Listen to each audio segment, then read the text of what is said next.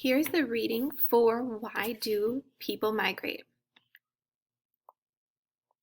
People decide to migrate because of push and pull factors. A push factor induces people to move out of their present location. A pull factor induces people to move into a new location.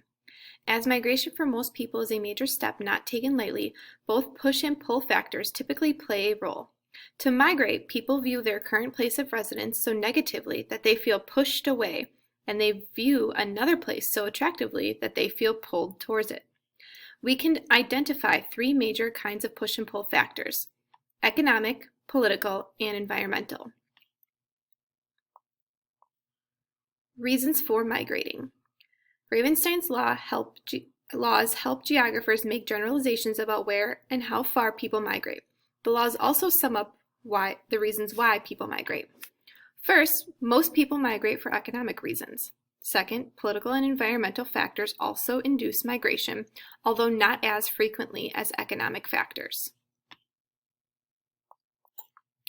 Political push and pull factors. Political factors can be especially compelling push factors, forcing people to emigrate or leave from a country. Slavery was once an important political push factor. Millions of people were shipped to other countries as slaves or as prisoners, especially from sub-Saharan Africa to North America and Latin America during the 18th and early 19th centuries. Forced political migration now occurs because of political conflict. The United Nations High Commission for Refugees recognizes three groups of forced political migrants. A refugee has been forced to migrate to another country to avoid the effects of armed conflict, situations of generalized violence, violation of human rights, or other disasters, and cannot return for fear of persecution because of race, religion, nationality, membership in a social group, or political opinion. An internally displaced person has been forced to migrate for similar political reasons as a refugee but has not migrated across an international border. An asylum seeker is someone who has migrated to another country in the hope of being recognized as a political refugee. The United Nations counted 10.6 million refugees, 14.7 million IDPs or internally displaced persons, and 838,000 asylum seekers in 2010. Environmental push and pull factors. People sometimes migrate for environmental reasons, pulled toward physically attractive regions and pushed from hazardous ones. In this age of improved communications and transportation systems, people can live in environmentally attractive areas that are relatively remote and still not feel too isolated from employment, shopping, and other entertainment opportunities. Attractive environments for migrants include mountains, seasides, and warm climates. Proximity to the Rocky Mountains lures Americans to the states of Colorado, and the Alps pull French people to eastern France. The coasts of Florida attract migrants, especially retirees, who enjoy swimming and lying on the beach. Of all elderly people who migrate from one U.S. state to another, 1/3 select Florida as their destination. Regions with warm winters, such as southern Spain and the southwestern United States, attract migrants from harsher climates. Migrants are also pushed from their homes by adverse physical conditions. Water, either too much or too little, poses the most common environmental threat. Many people are forced to move by water-related disasters because they live in a vulnerable area, such as a floodplain.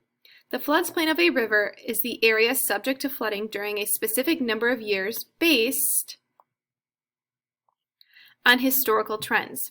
People living in the 100-year floodplain, for example, can expect flooding on average once every century, or 100 years.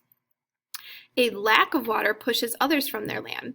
Hundreds of thousands have been forced to move from the Sahel region of northern Africa because of drought conditions. The capacity of the Sahel to sustain human life, never very high, has declined recently because of population growth and several years of unusually low rainfall.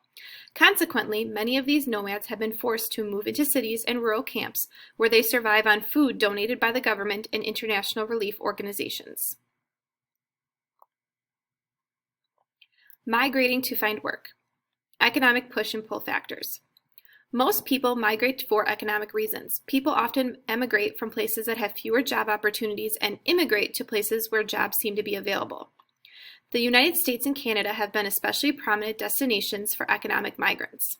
Many European immigrants to North America in the 19th century truly expected to find streets paved with gold.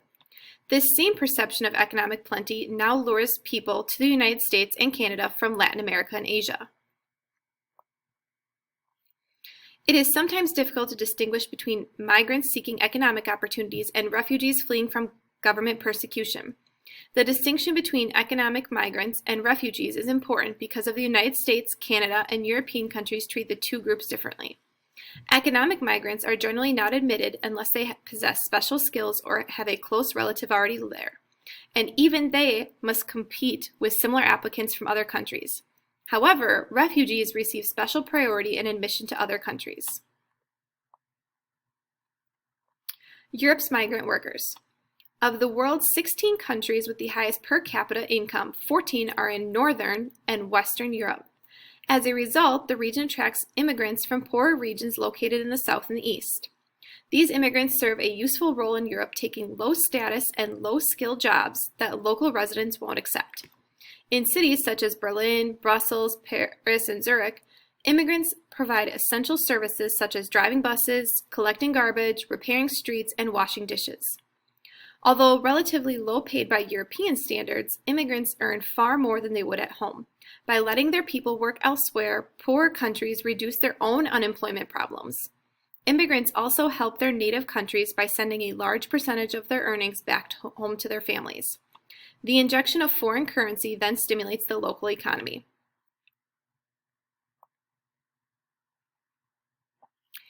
Asia's migrant workers. Asia is both a major source and major destination for migrants in search of work. China. Approximately 40 million Chinese currently live in other countries, including 30 million in Southeast Asia, 5 million in North America, and 2 million in Europe. Chinese comprise 3/4 of the population in Singapore and 1/4 in Malaysia. Most migrants were from southeastern China. China's booming economy is now attracting immigrants from neighboring countries, especially Vietnamese, who are willing to work in China's rapidly expanding factories. Immigration from China pales in comparison to internal migration within China.